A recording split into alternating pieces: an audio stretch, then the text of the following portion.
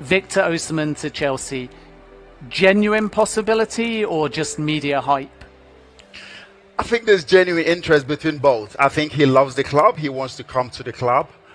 Obviously, he wants to follow my footsteps as a Nigerian player who's played for Chelsea. I think Victor Moses as well, Celestin Babayar, not a lot of us. And he's looked at that. London as well, fantastic city. Instead of going to Liverpool or places like that, you want to live in London.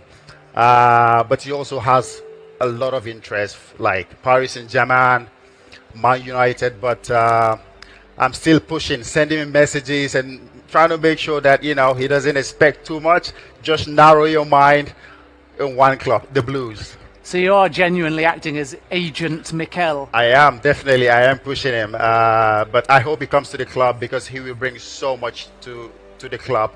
I think one thing we lack, we'll see that one thing we are lacking is scoring goals.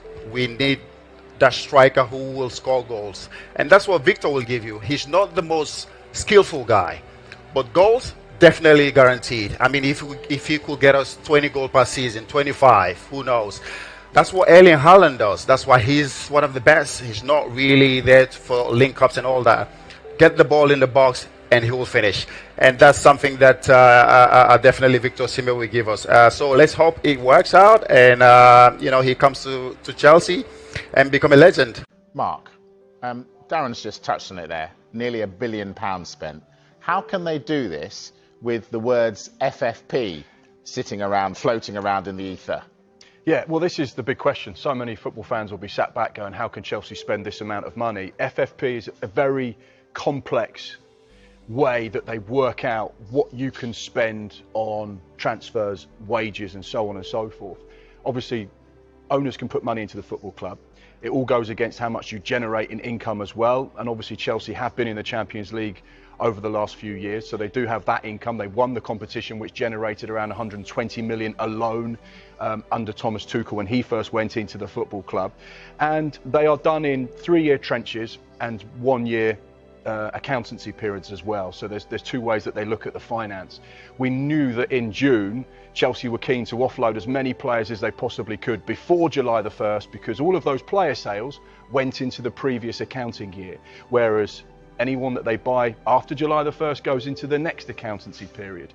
So now effectively they've got 11 months to balance the books again, so they could spend as much as they wanted in this window, but providing when they get to the end of the next financial year, which will be June the 30th, they have made the player sales that they think they'll make, they then have the ability to balance things off and make sure that they are within the FFP guidelines. And go on, sorry, Mark. I was just going to say the other thing to point out, and this is something that Dharmesh has mentioned, Chelsea have given long contracts to young players. They have a very, very young average age squad there. You saw what Mauricio Pochettino did with the Tottenham squad. He took a young group on a journey.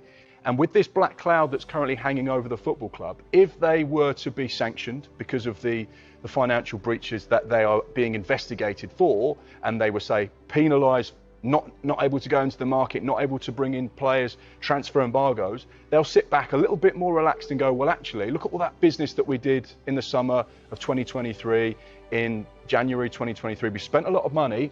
We've got young players, so we don't have to worry too much because we are taking this squad on a journey. So that may be their thinking. That said, Darren, does that mean Chelsea are being really smart here? It's a really good business model. Well, they've got a good team, they've got good players. So yeah, potentially, I know the rules were spoken about changing, only giving out 5-year contracts. It's obviously not happened. So they're offsetting their balance and their money over a long period of time. And of course, that is clever because you can get the players that you want through the door without breaking any rules. The craziest thing is, though, is Chelsea